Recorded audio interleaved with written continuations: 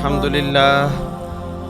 لله نحمده ونستعينه ونستغفره ونؤمن به ونتوكل عليه ونعوذ بالله من شرور أنفسنا ومن سيئات أعمالنا من يهده الله فلا مضل له ومن يضلله فلا هادي له وأشهد أن لا إله إلا الله وحده لا شريك له وأشهد أن سيدنا وسندنا ونبينا ومولانا محمدا عبده ورسوله صلى الله تعالى عليه وعلى آله وأصحابه وبارك وسلم تسليما كثيرا كثيرا أما بعد فقال الله تعالى في الكلام المجيد والفرقان الحميد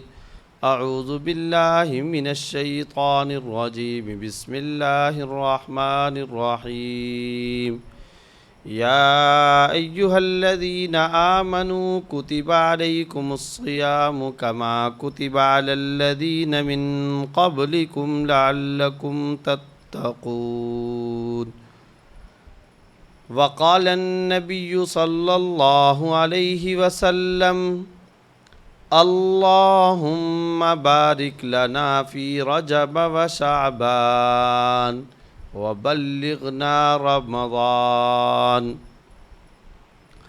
آمنت بالله صدق الله مولانا العظيم وصدق رسوله النبي الكريم ونحن على ذلك لمن الشاهدين والشاكرين والحمد لله رب العالمين. قابل صد احترام دوستوں، ساتھی اور بزرگوں، سب سے پہلے معذرت خواہ ہوں کہ ابھی بعد از نماز عصر آپ حضرات کو کافی انتظار بھی کرنا پڑا. میں آج ہی صبح ایک طویل غیر ملکی سفر سے واپس آیا ہوں اور ساتھ ساتھ اس وقت یہاں تک پہنچنے میں راستے کے اندر بھی ٹریفک کی کافی مشکلات، جس کی وجہ سے آپ حضرات تک پہنچنے میں تاخیر ہوئی، اس پر معذرت خواہ ہوں. رمضان المبارک کا مہینہ الحمدللہ بالکل قریب آ چکا ہے. 2-3 بغیر کسی تمہید کے گزارشات پیش کرنے کا ارادہ ہے. اللہ تعالی عمل کرنے کی توفیق عطا فرمائے.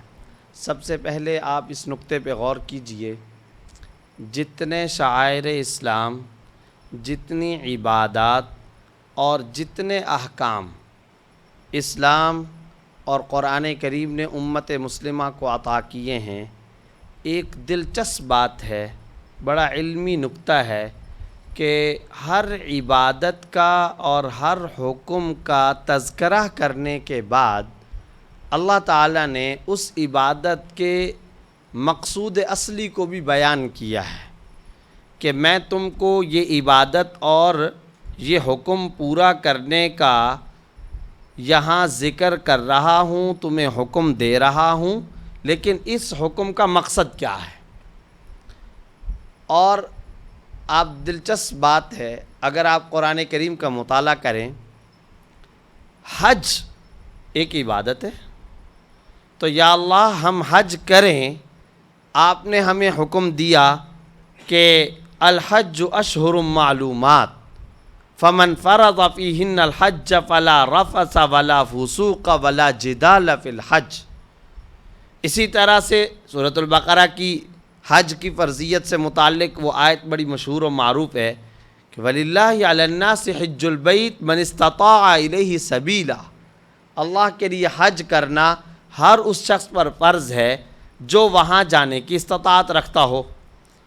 اب حج کا حکم اللہ تعالیٰ نے عطا کر دیا، نماز کا حکم اللہ تعالیٰ نے عطا کر دیا، قرآن میں اس کا حکم دے دیا، زکوٰۃ کا حکم اللہ تعالیٰ نے قرآن کریم کے اندر دے دیا، جہاد کا حکم قرآن کریم کے اندر دے دیا. اگر آپ غور کریں گے تو ہر حکم کو بیان کرنے کے بعد اس کا مقصد بیان کیا اللہ تعالیٰ نے کہ میں یہ حکم تم کو کیوں دے رہا ہوں. اس کا مقصد جب بیان کرنے پر قرآن کریم آتا ہے تو ہم حیران ہوتے ہیں کہ تمام کی تمام عبادات کا مقصد ایک ہی بیان کیا گیا۔ غور کیجئے، اقیم الصلاۃ وآتوا الزکاۃ، نماز قائم کرو۔ اب یہاں نماز کا حکم ہے، نماز کا حکم اس آیت کے اندر دے دیا گیا، ان الصلاۃ کانت علی المؤمنین کتابا موقوتا۔ وہاں اس آیت کے اندر بھی نماز کا حکم دیا گیا کہ مسلمانوں پر وقت مقررہ پر نماز فرض ہے۔ اقیم الصلاۃ لدلوک الشمس الی غسق اللیل، جب سورج کا یہ وقت آئے تو نماز قائم کرو۔ اب صحائح ستہ کی وہ بڑی مشہور و معروف روایت ہے، ان تعبد اللہ کأنک تراہ فإن لم تکن تراہ فإنہ یراک۔ اللہ کی عبادت ایسے کرو جیسے کہ تم خدا کو دیکھ رہے ہو، اور اگر تم یہ تصور نہیں کر سکتے، تمہارے ایمان کا لیول اس حد تک اگر نہیں پہنچا، تو کم از کم یہ تو سوچ لیا کرو کہ خدا کی ذات تمہیں دیکھ رہی ہے۔ یہ دیکھنا کہ تم دیکھو اور اللہ تم کو دیکھ رہا ہے، اس کا استحضار رکھو، اسے کہتے ہیں تقوی۔ اب آپ دیکھیے، نماز کا حکم آیا، مقصد بیان کر دیا گیا، تقوی۔ حج کا حکم آیا، چلتے ہیں حج کے مقصد کو بھی دیکھ لیتے ہیں کہ اللہ آپ نے حج کا حکم دیا تو مقصد کیا ہے؟ تو فرمایا جا رہا ہے کہ وَتَزَوَّدُوا فَإِنَّ خَيْرَ الزَّادِ التَّقْوَىٰ، زاد راہ تم جو حج کے لیے لے کر کے جاؤ گے، سب سے بہترین زاد راہ تقویٰ ہے۔ تو نماز کا مقصد کیا؟ تقویٰ۔ حج کا مقصد قرآن کیا بیان کر رہا ہے؟ تقویٰ۔ میں اور آپ حرمین شریفین کی زیارت کو جاتے ہیں تو اے اللہ آپ نے ہمیں حرمین کی زیارت کا حکم دیا، ہم وہاں جا کر کے شعائر اسلام اور مقامات دینیہ کا ادب اور احترام کریں گے، آپ کا یہ حکم بجا لائیں گے، تو اس حکم کا مقصد کیا ہے؟ تو آئیے قرآن کریم سے یہ سوال کر لیتے ہیں، وَمَن يُعَظِّمْ شَعَائِرَ اللَّهِ فَإِنَّهَا مِن تَقْوَى الْقُلُوبِ۔ یہاں تقوی کا پھر لفظ اللہ تعالیٰ نے بیان کر دیا کہ جو خدا کے اور اللہ کے شاعر کی تعظیم کرتا ہے، یہ دلوں کے تقوی کا کام ہے۔ اب آپ سیریز سمجھتے جائیے، نماز مقصد تقوی، حج فإن خیر الزاد التقوی، الحج اشہر معلومات والی آیت میں آخر میں کیا بیان ہو رہا ہے؟ تقوی۔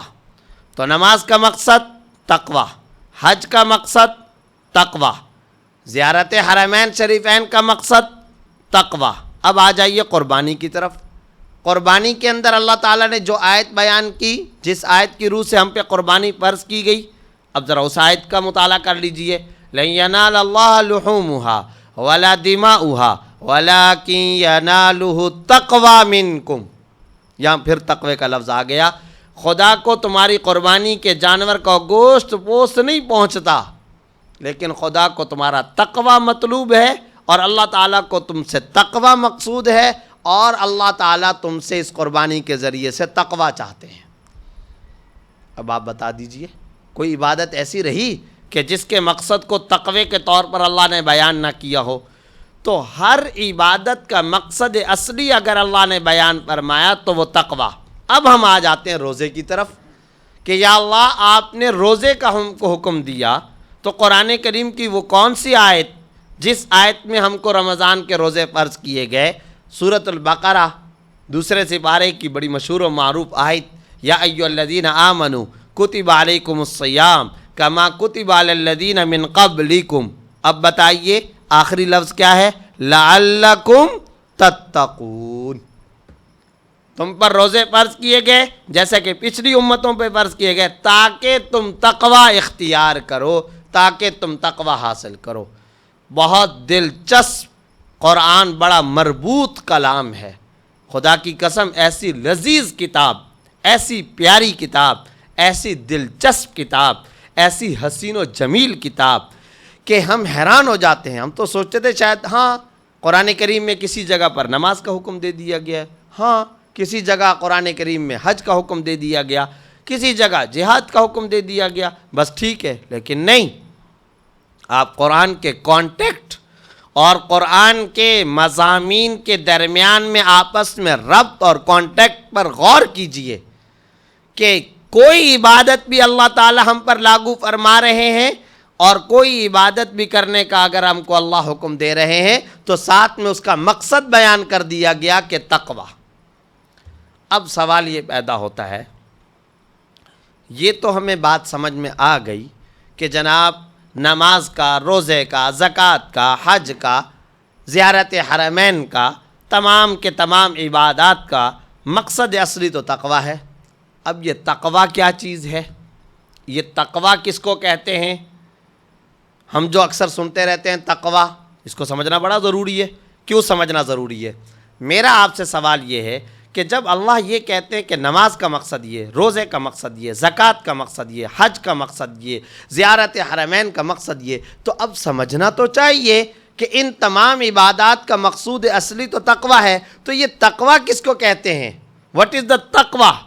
یہ تقوی کا جو لفظ ہے، یہ جو ورڈ اللہ تعالیٰ جگہ جگہ پر بیان فرما رہے ہیں، تو یہ کیا ہوتا ہے؟ یہ ہم کیسے حاصل کر سکتے ہیں؟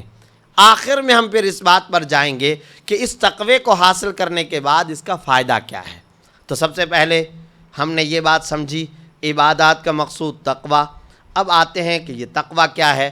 تو بھائی، ایک تقوی کی تعریف وہ جو امام مسجد کر لے، ایک تقوی کی تعریف وہ جو کوئی مولوی صاحب بیان کر لے، ایک تقوی کی تعریف وہ جو آپ الماری سے ڈکشنری اٹھا کر عربی کے اس لفظ تقوی کو سمجھیں۔ یہ سب اپنی جگہ پر، لیکن اب آپ آئیے، تقوی کی تعریف بیان کر رہے ہیں مسجد نبوی کے اندر، اور تقوی کی تعریف بیان کرنے والے ہیں امام المفسرین حضرت عبداللہ ابن مسعود رضی اللہ تعالیٰ عنہ، اور سوال کر رہے ہیں امیر المومنین خلیفۃ المسلمین سیدنا فاروق اعظم رضی اللہ تعالیٰ عنہ۔ کیا سوال ہے اور کیا جواب ہے؟ ابن مسعود رضی اللہ تعالیٰ عنہ نبی اکرم سرور دو عالم صلی اللہ علیہ وسلم کے جلیل القدر صحابی ہیں، عظیم انسان ہیں۔ ایسے عظیم انسان، ایسے عظیم انسان، بخاری شریف کے اندر ان کا ایک لقب بیان ہوا ہے، اور میں یہ سمجھتا ہوں کہ شاید وہی ایک صفت تھی جس کی وجہ سے ان کو سب کچھ مل گیا۔ رسول اللہ صلی اللہ علیہ وسلم کے کئی خدام ہوتے تھے، کوئی آپ صلی اللہ علیہ وسلم کی خدمت اس انداز میں کیا کرتا تھا کہ آپ صلی اللہ علیہ وسلم کی گھر میں بلا کر کے دعوت کرنا، یہ اس کو بڑا پسند تھا۔ کوئی صحابی یہ چاہتے تھے، کوئی صحابی آپ صلی اللہ علیہ وسلم کی خدمت یہ کرتے تھے کہ امامہ وہ اٹھایا کرتے تھے کہیں پر اگر ضرورت پیش آئے۔ ایک صحابیہ ہے حضرت اسماء رضی اللہ تعالیٰ عنہ، یہ حضرت اسماء بنت ابی بکر نہیں ہے، حضرت عائشہ صدیقہ رضی اللہ تعالیٰ عنہ کی جو بہن مشہور ہیں حضرت اسماء، حضرت عبداللہ بن زبیر کی والدہ محترمہ، حضرت زبیر کی اہلیہ، یہ وہ نہیں ہے۔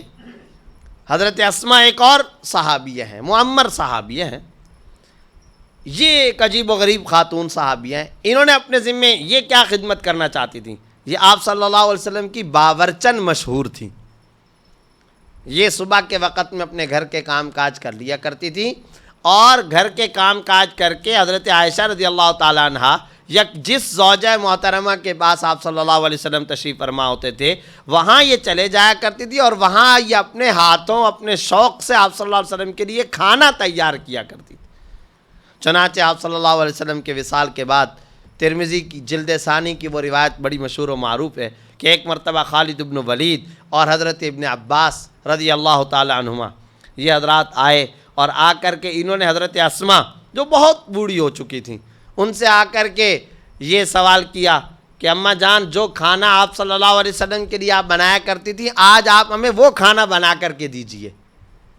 تو اس پر حضرت اسماء رضی اللہ تعالیٰ عنہ نے فرمایا کہ میرے بچوں، تم وہ کھانا کھانے کی سکت نہیں رکھتے، تم وہ کھانا نہیں کھا سکتے، وہ تو بس موٹا جھوٹا ہوتا تھا، اور بس جو کے کچھ دانے ہوتے تھے، اور کچھ بیسن اور کچھ جو کے دانے میں ڈال لیا کرتی تھی اور اس کے اندر کچھ مرچ ڈال لیا کرتی تھی۔ فقر و فاقہ کا زمانہ ہوتا تھا، مہینوں آپ صلی اللہ علیہ وسلم پر فاقے گزرتے تھے، تو میں کوشش کرتی تھی کہ کچھ کھانا تیار کر لوں تاکہ آپ صلی اللہ علیہ وسلم اس کھانے کو تناول فرما سکے۔ تو اب آپ نے دیکھا کہ یہ حضرت اسماء رضی اللہ تعالیٰ عنہا کی یہ خدمت، یہ اس خدمت میں مشہور تھی۔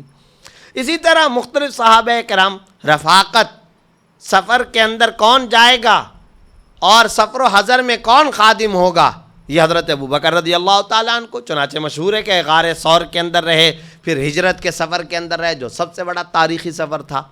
بہرحال تو ہر صحابی کی کوئی نہ کوئی خصوصیت ہے۔ حضرت عبداللہ ابن مسعود رضی اللہ تعالیٰ عنہ کی کیا خصوصیت ہے؟ ان کے بارے میں بخاری کے اندر یہ لقب آتا ہے حامل نعلی رسول اللہ صلی اللہ علیہ وسلم۔ یہ کام کرتے تھے کہ آپ صلی اللہ علیہ وسلم کسی جگہ تشریف لے جایا کرتے تھے تو وہاں جوتے مبارک اتارتے تھے، تو منافقین اس زمانے کے اندر جوتے چوری کر لیا کرتے تھے۔ اس سے یہ بھی پتہ چلا کہ مساجد کے باہر جوتے چوری کرنے کی عادت کن کی اور کہاں سے آئی ہے۔ اللہ تعالی ہم سب کی حفاظت فرمائے اور سب کی اصلاح فرمائے۔ تو منافقین کا یہ طریقہ ہوتا تھا۔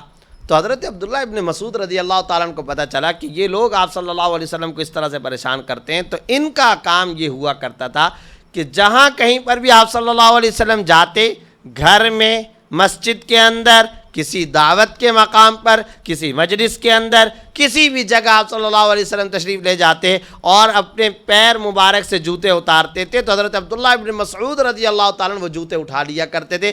پھر جیسے ہی آپ صلی اللہ علیہ وسلم باہر کو نکلتے تھے یہ جوتے آگے کر لیا کرتے تھے۔ یہ ابن مسعود رضی اللہ تعالیٰ عنہ کی خدمت اور ان کی خاص صفت ہوا کرتی تھی۔ چنانچہ حاملنا علی رسول اللہ صلی اللہ علیہ وسلم، آپ صلی اللہ علیہ وسلم کے جوتا اٹھانے والے۔ اور کئی دفعہ ایسا بھی ہوا کہ ابن مسعود رضی اللہ تعالیٰ عنہ نے وہ جوتے اٹھائے اور صحابہ کے پاس لے جا کر کے کہا کہ تمہیں نہیں پتا کہ یہ جوتے نہیں ہیں، یہ دنیا اور آخرت کی سب سے بڑی کمائی ہے میری۔ شیخ العزیز مولانا زکریا صاحب رحمۃ اللہ علیہ نے تقریر بخاری کے اندر لکھا ہے، ارے کسی کو دنیا اور آخرت کی ساری خزانے کی کنجیاں بھی دے دی جائیں تب بھی اس کی وہ قیمت نہیں ہو سکتی ہے جو رسول اللہ صلی اللہ علیہ وسلم کے جوتوں کی۔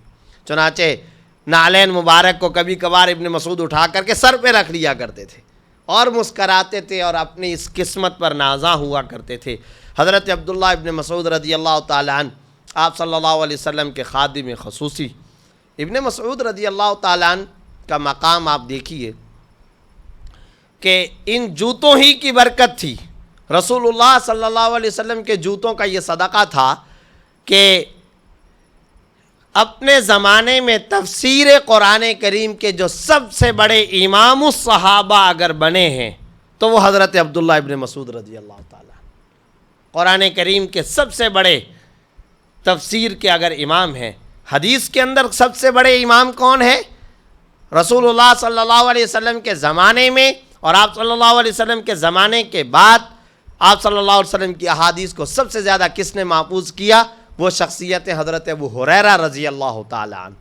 تو حدیث کے اندر صحابہ کے امیر المؤمنین فی الحدیث گزرے ہیں حضرت ابو ہریرہ رضی اللہ تعالیٰ عنہ، اور قرآن کی تفسیر کے مفسر اور امام المفسرین گزرے ہیں تو اس میں حضرت عبداللہ ابن عباس رضی اللہ عنہما اور حضرت عبداللہ ابن مسعود رضی اللہ تعالیٰ عنہ، ان حضرات کو سب سے زیادہ فوقیت اور فضیلت حاصل ہے دیگر تمام صحابہ کرام پر۔ چنانچہ صحابہ کرام ابن مسعود کی ان خصوصیت سے واقف تھے اور انہیں پتہ تھا، اور قرآن کریم سے متعلق جب کوئی سوال کرنا ہوتا تھا تو عام طور پر یہ سوال حضرت ابن مسعود سے کیا جاتا تھا رضی اللہ تعالیٰ عنہ۔ ایک مرتبہ صحابہ کی مجلس ہے اور اس مجلس کے اندر حضرت عبداللہ ابن مسعود رضی اللہ تعالیٰ عنہ بیٹھے ہوئے ہیں۔ حضرت عمر رضی اللہ تعالیٰ عنہ نے پوچھا کہ ابن مسعود یہ بتاؤ کہ قرآن کریم میں جگہ جگہ تقوی کا حکم آیا ہے تو یہ تقوی کسے کہتے ہیں؟ یہ بات میں ذکر کرنا چاہ رہا تھا کہ ہم نے پہلے نمبر پر کیا سمجھا کہ تمام عبادات کا مقصود اصلی کیا ہے؟ تقوی۔ اب ہم سمجھنے جا رہے ہیں کہ تقوی کی تعریف کیا ہے۔ تو فرماتے ہیں حضرت عمر رضی اللہ تعالیٰ عنہ کہ ابن مسعود تقوی کی تعریف کیا ہے؟ تقوی کسے کہتے ہیں؟ ان اکرمکم عند اللہ اتقاکم، سب سے زیادہ اللہ کی نظر میں عزت اور اکرام کے لائق اگر کوئی ہے تو وہ جو تم میں سب سے زیادہ متقی ہے۔ اب یہ سوال کیا جا رہا ہے حضرت فاروق اعظم کی جانب سے، اور جواب دینے والی شخصیت ابن مسعود رضی اللہ تعالیٰ عنہ۔ یہ کیسی علمی مجلس ہوگی، اور یہ کیا سوال ہے، اور یہ کیا جواب ہے، اور یہ کیسی ہستیاں بیٹھی ہوئی ہوں گی، اور یہ کیا علم اور فضل کا کیسے عروج کا یہ زمانہ ہوگا۔ تو ابن مسعود رضی اللہ تعالیٰ نے فرمایا، امیر المومنین مجھے یہ بتائیے، کبھی آپ کا گزر ایسی وادی، ایسی تنگ گھاٹی سے ہوا ہے کہ جس گھاٹی کے دائیں طرف اور بائیں طرف جھاڑیاں ہوں، خس و خاشاک اور جھاڑیاں اور ٹہنیاں اور کانٹوں والا کوئی درخت ہو، دائیں طرف بھی وہ درخت ہو، بائیں طرف بھی وہ درخت ہو، اور آپ اس تنگ گھاٹی کے اندر آگے ہوں اور آپ کو وہاں سے نکلنا ہو، تو کیا کبھی آپ کا گزر ایسی تنگ گھاٹی سے ہوا ہے کہ نہیں؟ تو ظاہر ہے عربستان کا سارا ماحولی جنگل اور صحرا کا ہوا کرتا تھا۔ تو حضرت فاروق اعظم رضی اللہ تعالیٰ فرمایا کہ ہاں ایسے موقع تو کئی آئے کہ میں جنگل میں جا رہا ہوں تو دائیں طرف بھی جھاڑیاں اور کانٹے اور بائیں طرف بھی۔ تو فرمایا کہ امیر المومنین جب آپ ایسے راستے سے گزرتے ہیں تو کیسے گزرتے ہیں، کس طریقے سے آپ گزرتے ہیں؟ فرمایا کہ بس اسی طرح سے گزرتا ہوں کہ اپنے کپڑوں کو سمیٹ لیتا ہوں، اپنے جسم کو سمیٹ لیتا ہوں، اور اپنے آپ کو سکیڑ کر کے اس طریقے سے آہستہ آہستہ نکال کر کے چلا جاتا ہوں۔ فرمایا بس امیر المومنین آپ کے سوال کا جواب ہو گیا۔ تقویٰ کی تعریف یہ ہے کہ آپ اپنی زندگی گزاریں گے، آپ کی زندگی کے دوران میں دائیں طرف سے بھی معصیت، نافرمانی اور گناہوں کے کانٹے لگے ہوئے ہیں، اور بائیں طرف بھی معصیت اور گناہوں کے کانٹے لگے ہوئے ہیں، اور دائیں اور بائیں ایک تنگ گھاٹی کے اندر آپ آ چکے۔ اس تنگ گھاٹی کے اندر دائیں طرف بائیں طرف آمنے سامنے اوپر نیچے چاروں طرف سے گناہوں اور معصیتوں اور ظلمتوں اور نافرمانیوں کے کانٹے اور ان کی ٹہنیاں اور ان کے جھاڑ یہ لگے ہوئے ہیں، اور آپ ان درمیان سے اپنے ایمان کی چادر کو، وہاں پر جسم کے کپڑوں کو، یہاں پر ایمان کی چادر کو آپ بچا بچا کر قبر تک صحیح سلامتی کے ساتھ چلے جائیں، اسے کہتے ہیں تقویٰ والی زندگی۔ یہ ہے در حقیقت تقوی کی تعریف۔ یہ تعریف کی ہے حضرت عبداللہ ابن مسعود رضی اللہ تعالیٰ نے۔ خلاصہ کیا نکلا اس تعریف کا؟ کہ آنکھوں کے گناہوں کے مواقع سامنے ہیں، زبان کے گناہوں کے کانٹے ہمارے سامنے، کانوں کے گناہوں کے کانٹے ہمارے سامنے، ہاتھ اور جسم پر چبھنے والے کانٹے دائیں اور بائیں۔ کامیاب زندگی کون سی ہے؟ متقیانہ زندگی کون سی ہے؟ حیات تقویٰ کس کو کہیں گے؟ تقویٰ والی زندگی اور حیات کون سی ہے کہ آپ اپنی زندگی کی گھاٹی میں ایسے گزر کر کے جائیے، اس طریقے سے آپ نکل کر کے جائیں کہ دائیں طرف بائیں طرف یہ جو کانٹے ہیں نافرمانی اور معصیتوں کے، ان سے اپنے ایمان کی اور روحانیت کی چادر کو بچا کر کے آپ قبر تک چلے جائیں۔ یہ ہے در حقیقت پرہیزگاری، زہد اور تقوی والی زندگی۔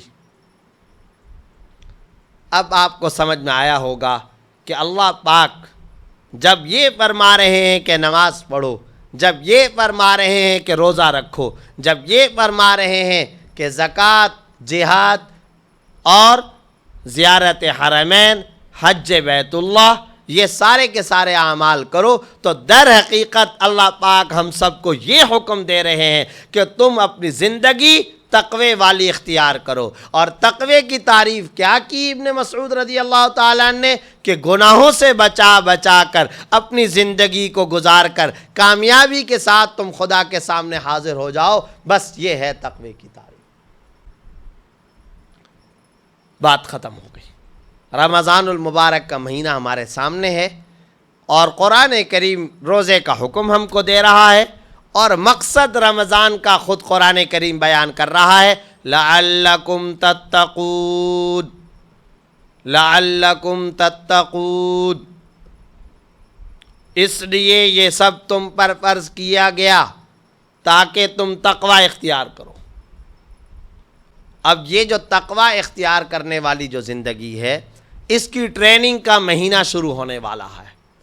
اور یاد رکھیے، ہمارے ہاں بھی رمضان کی ایک تیاری ہوتی ہے، اور ایک تیاری عہد رسالت کے اندر آپ صلی اللہ علیہ وسلم اور صحابہ کرام کی بھی ہوتی تھی رمضان کی۔ ہمارے ہاں تیاری کیا ہے؟ راشن لے لو، کھانے کا ساز و سامان لے لو، اور چادر وادر بچھا لو۔ اور ہمارے ہاں رمضان کا اللہ تعالیٰ حفاظت کا معاملہ فرمائے، کاروباری طبقہ تو اس طریقے سے تیار ہو کر چوکنا ہو کر کے بیٹھ جاتا ہے، گویا کہ پورے سال کے بزنس اور معاش اور کاروبار کا پورا جو ازالہ کرنا ہے وہ اسی مہینے کے اندر آ کر کے کرنا ہے۔ ہمارے ہاں تو رمضان کی یوں تیاریاں ہیں۔ اب آپ دیکھیے آپ صلی اللہ علیہ وسلم کے ہر رمضان کی تیاری کیسے ہوتی تھی۔ احادیث کے اندر آپ صلی اللہ علیہ وسلم کی یہ دعا بڑی مشہور و معروف ہے کہ جب رجب کا چاند نظر آتا تھا تو آپ صلی اللہ علیہ وسلم رجب سے ہی ایک دعا ہر نماز فرض کے بعد کرنا شروع کر دیتے تھے۔ اللہم بارک لنا فی رجب و شعبان وبلغنا رمضان۔ اے اللہ رجب اور شعبان کے مہینے میں ہمارے لیے برکت پیدا فرمائیے، اور ہمارے وجودوں اور ہمارے جسموں کو رمضان تک پہنچا دیجیے۔ بڑی عجیب و غریب دعا ہے، بہت عجیب و غریب۔ اس لیے کہ آپ کو پتہ ہونا چاہیے کتنے ایسے لوگ تھے جو پچھلے رمضان میں ہمارے ساتھ تھے، آج منو مٹی تلے وہ قبر میں چلے گئے ہیں، کھاتا بند ہو چکا۔ ہمیں ایک مرتبہ پھر نیکیوں کے سیزن کا موقع اللہ تعالیٰ عطا فرما رہے ہیں۔ اللہ تعالیٰ ہم سب کو عطا فرما دے۔ ہم کو ایک مرتبہ پھر نیکیوں کا اور روحانیت کا بہار کا موسم عطا فرما رہے ہیں۔ کتنے ایسے تھے جو ہمارے ساتھ ایک پلیٹ میں کھانا کھاتے تھے، کتنے ایسے تھے جو ہمارے پڑوس میں تھے، کتنے ایسے تھے جو مسجد کی صفوں کے اندر ہمارے ساتھ کھڑے ہوتے تھے، کتنے ایسے تھے جو ہمارے جائے ملازمت کے اندر ہمارے ساتھ ہوتے تھے، ہمارے ٹاؤنوں میں، محلوں میں، علاقوں میں، گلیوں میں، خاندانوں میں، قبائلی علاقوں میں، برادریوں کے اندر، جگہ جگہ ہماری قوم قبیلے کے اندر۔ آپ غور کیجئے کتنے ایسے لوگ تھے، اور آج وہ کہاں ہیں؟ چلے گئے۔ تو اب آپ صلی اللہ علیہ وسلم کی اس دعا کی اہمیت کو سمجھیے کہ آپ صلی اللہ علیہ وسلم کیا فرما رہے ہیں؟ وَبَلِّغْنَا رمضان، ہمیں رمضان کے مہینے تک پہنچا دیجئے۔ بڑی بے کلی کے ساتھ، بڑی بے چینی کے ساتھ آپ صلی اللہ علیہ وسلم رمضان کی تیاری فرمایا کرتے تھے۔ اور الاستیاب کے اندر، اصابہ وغیرہ کے اندر صحابہ کرام کے حالات زندگی میں، کئی سارے صحابہ کرام کے حالات زندگی میں یہ بات لکھی ہوئی ہے کہ جناب صحابہ کرام اپنے اسفار کا شیڈول ایسے رکھتے تھے، اپنے سفروں کا شیڈول ایسے رکھتے تھے کہ ہم کو فلاں جگہ فلاں منزل سے فلاں منزل تک سفر کرنا ہے، لیکن ہم رمضان سے پہلے فلاں مقام پر پہنچ جائیں تاکہ رمضان کے مہینے کو عبادت کے لیے خاص کر لیں۔ اسی طریقے سے اگر کوئی صحابی مکان کے بنانے کے اندر مصروف ہے تو رمضان سے پہلے اپنی تعمیرات کے کام کو مکمل کر لیا کرتا تھا۔ اگر کسی صحابی کو کوئی سفر کرنا ہے، کسی صحابی کو اگر کوئی تجارت کا معاملہ کرنا ہے، کسی صحابی کو اگر کوئی اور دنیا کا معاملہ کرنا ہے تو وہ اپنے سارے کے سارے کام مکمل کر لیا کرتے تھے تاکہ رمضان سے پہلے فارغ ہو جائیں اور رمضان کے اس مہینے کو تقوی کی ٹریننگ والا مہینہ بنا کر کے چھوڑیں، ریکارڈ قائم کر دیں اپنی زندگی کے اندر۔ اور جب ہم اپنی زندگی کے اندر اپنی پچھلی گزری ہوئی عمر عزیز کے اوقات کو دیکھنے کے لیے منہ کو پلٹیں تو ایسے محسوس ہونا چاہیے ہمارے پچھلے ایام کے اندر کہ رمضان کے جو ایام تھے وہ ہماری روحانیت کے اعتبار سے سب سے زیادہ چمکدار ایام تھے، سب سے زیادہ روشن ایام تھے، تو وہ رمضان کے ایام تھے۔ اب تک تہجد کی پابندی نہیں ہو سکی تو رمضان کے اندر تو سحری کے وقت میں ویسے ہی اٹھنا ہوتا ہے، اور جب ویسے ہی اٹھنا ہوتا ہے تو انسان ہاتھ منہ تو ویسے ہی دھوتا ہے کہ اٹھ کر کے کم از کم کھانا کھانے سے پہلے تو اپنے آپ کو فارغ کرے گا، اپنے آپ کو ہاتھ منہ دھوئے گا۔ جب یہ بھی کام کر لیا تو گویا وضو بھی آپ نے کر لیا، آپ نیند سے بیدار بھی ہو گئے، تو عزم کر لیا جائے کہ تہجد کی نماز نہیں قضا ہونی چاہیے۔ دوسرے نمبر پر اس کو ٹریننگ کا مہینہ کیسے بنایا جائے؟ عزم کیا جائے کہ میں گناہوں سے اس مہینے کے اندر اپنے آپ کو بالکل پاک و صاف رکھوں گا، میری آنکھیں پاک و صاف رہیں، میرے منہ کے اندر لقمہ حلال جانا چاہیے، حتیٰ کہ ہمارے اکابر دیوبند کو اللہ تعالیٰ جزائے خیر عطا فرمائے، وہ بیچارے تو اس قدر فکر مند رہتے تھے کہ ہمارے مسلمانوں اور ہمارے عام مؤمنوں اور مسلمانوں کے منہ کے اندر ہر وقت لقمہ حلال جانا چاہیے، لیکن رمضان میں تو حلال کا اور زیادہ اہتمام کرنے کی ضرورت ہے۔ تو اس کے لیے کئی بزرگوں کے حالات زندگی میں لکھا ہے کہ اگر کسی کی آمدنی حرام ہوتی تھی تو ان کو یہ کہا کرتے، ارے بھائی اس رمضان کے مہینے کے اندر یہ کام کر لو کہ کوئی حلال روزگار کا انتظام کر لو، قرض لے لو اور حلال روزگار کا انتظام کر لو، اور حرام سے تو ویسے ہی بچنا چاہیے، پورے سال بچنا چاہیے، ہمیشہ بچنا چاہیے، لیکن رمضان کے مہینے میں اس بات کی بھی ٹریننگ کر لو کہ میں لقمہ حرام کے قریب نہیں جاؤں گا۔ تو دیکھیے، گناہوں سے اپنے آپ کو بچا کر، تہجد کا اہتمام کر کے، اور تلاوت قرآن کریم کے حوالے سے صورتحال کیا ہے، تلاوت قرآن کریم کے حوالے سے صحابہ کرام اور اسلاف و اکابر کے حالات زندگی پہ غور کیجئے۔ طواف کر رہے ہیں تو حالت طواف میں قرآن کریم کی تلاوت کو مکمل کرنے کا کسی کا معمول ہے۔ ایک رمضان میں امام ابو حنیفہ رحمۃ اللہ علیہ کا 62 مرتبہ قرآن کریم مکمل کرنے کا معمول ہے۔ حضرت مولانا انعام الحسن کاندھلوی رحمۃ اللہ علیہ کے حالات زندگی اٹھائیے، مولانا یحییٰ کاندھلوی رحمۃ اللہ علیہ کے حالات زندگی اٹھائیے، مولانا الیاس صاحب رحمۃ اللہ علیہ کے حالات زندگی اٹھائیے، حضرت مولانا الیاس صاحب رحمۃ اللہ علیہ کی دادی محترمہ کے حالات کو اٹھائیے، حضرت مولانا یحییٰ کاندھلوی رحمۃ اللہ علیہ کی اہلیہ محترمہ کے حالات زندگی کو اٹھائیے۔ کوئی 300 مرتبہ قرآن کو مکمل کر رہا ہے، کوئی 62 مرتبہ قرآن کو مکمل کر رہا ہے۔ 62 کا لفظ اس لیے بول رہا ہوں کہ ایک قرآن دن میں اور ایک قرآن رات میں، تو رمضان کے ادھر 30 دن پورے ہوا کرتے تھے، ادھر 62 مرتبہ قرآن کریم کی تلاوت مکمل ہوا کرتی تھی۔ تو اس طرح لوگوں نے قرآن کریم کی تلاوت کے معمول بنائے ہیں۔ تو کثرت کے ساتھ قرآن کریم کی تلاوت کا معمول ہو، با جماعت نماز کا اہتمام ہو، فرائض اور واجبات کا اہتمام ہو، اور زندگی کے چمکدار روحانی ایام اس رمضان المبارک کو ہم بنائیں۔ یہ ہے در حقیقت تقوی کی ٹریننگ کی حاصل کرنے کا نسخہ، اور تقوی کو حاصل کرنے کا اور بہترین کم وقت کے اندر بڑا کام مجاہدے سے اللہ کے ہاں انسان کا درجہ بڑا بلند ہو جایا کرتا ہے۔ تو مجاہدے، ایثار، ترجیح، قربانی، عبادات اور براہ راست عبادات، بالواسطہ نہیں بلا واسطہ عبادات کا مہینہ یہ رمضان المبارک قریب آ رہا ہے۔ اللہ تعالیٰ اس رمضان المبارک کی قدردانی کی توفیق عطا فرمائے، اور حیات تقوی ہم سب کو عطا فرمائے، ہماری زندگیوں کو تقوی والی زندگی بنائے۔ تقوی جزو زندگی ہو، تقوی دستور حیات ہو، تقوی ضابطۂ زندگی ہو، کہ یہی مقصود اصلی ہے۔ آخر میں یہ بات، جب تقوی آتا ہے تو پھر امت مسلمہ کے لیے زوال کے ختم کرنے کا بہترین نسخہ تقوی ہے۔ مدد اور نصرت خداوندی تقوی کی بدولت اترتی ہے، اور یہ بات بھی کوئی مولویانہ یا محض اپنی جیب سے نہیں کہی جا رہی ہے۔ آپ اٹھا لیجئے قرآن کریم کو، جہاں جہاں بدر کا تذکرہ آتا ہے، یہ نقطہ یاد رکھیے، سب سے زیادہ مدد اور نصرت خداوندی کا اگر مظاہرہ ہوا ہے تو بدر کے غزوے کے اندر ہوا ہے۔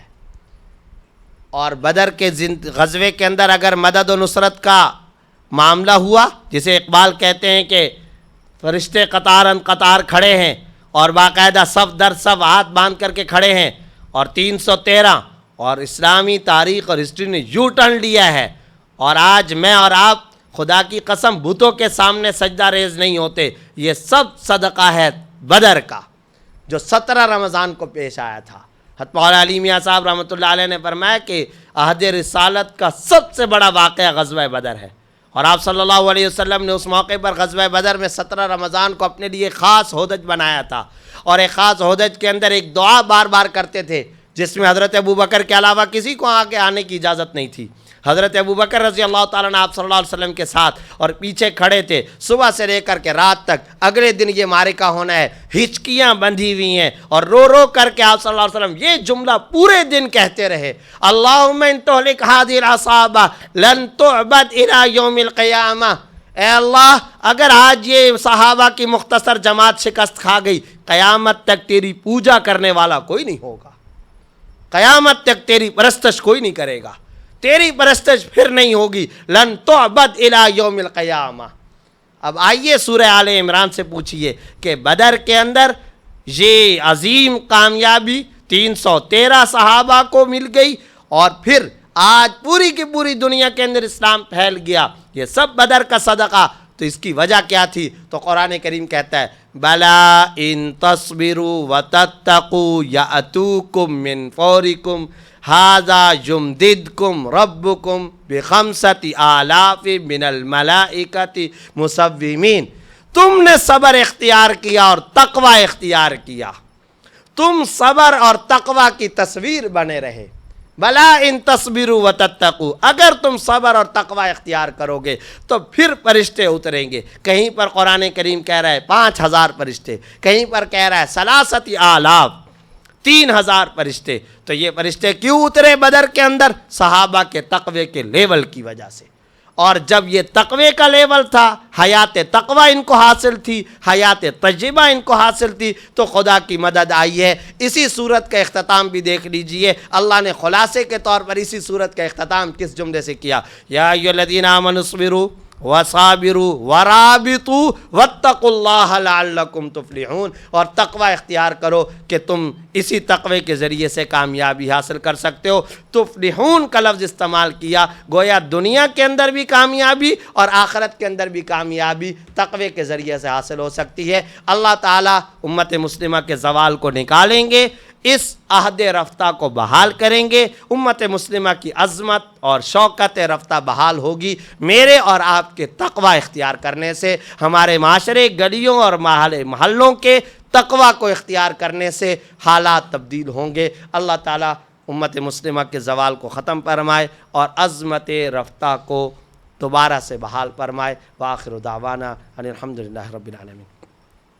اللہم انا نسألک ایمانا کاملا، یقینا صادقا، رزقا واسعا، علما نافعا، عملا صالحا، توبة قبل الموت، والعفو عند الحساب، والفوز بالجنة، والنجاة من النار، یا عزیز یا غفار۔ اللہم انا نسألک من خیر ما سألک منه عبدک ونبیک محمد صلی اللہ علیہ وسلم۔ اللہم انا نعوذ بک من شر ما استعاذک منه عبدک ونبیک محمد صلی اللہ علیہ وسلم۔ سبحان ربک رب العزة عما یصفون، وسلام علی المرسلین، والحمد للہ۔